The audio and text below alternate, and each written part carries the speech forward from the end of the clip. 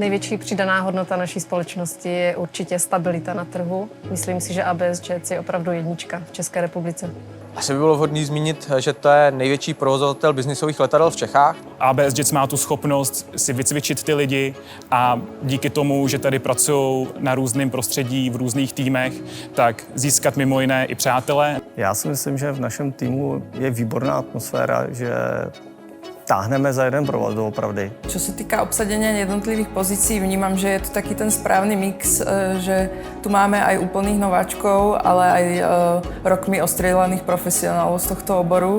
Atmosféru napříč firmou vnímám pozitivně a vždycky se snažíme najít nějaké společné řešení a nějak si víc vstříct a pomoct. Ačkoliv jsme společnost, která už není úplně malá, je nás něco přes 300 zaměstnanců, tak zase nejsme ani žádný korporát nebo přehnaně velká společnost. Tak co se týče firemních akcí, tak mám asi nejradši tu vánoční, kdy se vlastně všichni sejdou, všichni z oddělení, se kterými se vlastně známe jenom skrz e-mailovou korespondenci. Na letních akcích mě nejvíce baví to, že jsme celá firma v kolektivu, hrajeme různé kolektivní sporty, třeba volejbal, který mě osobně provází celým životem. 3 slova, 20 let u firmy.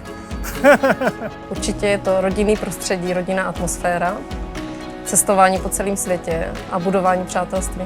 Týmovost, profesionalita a spolupráce.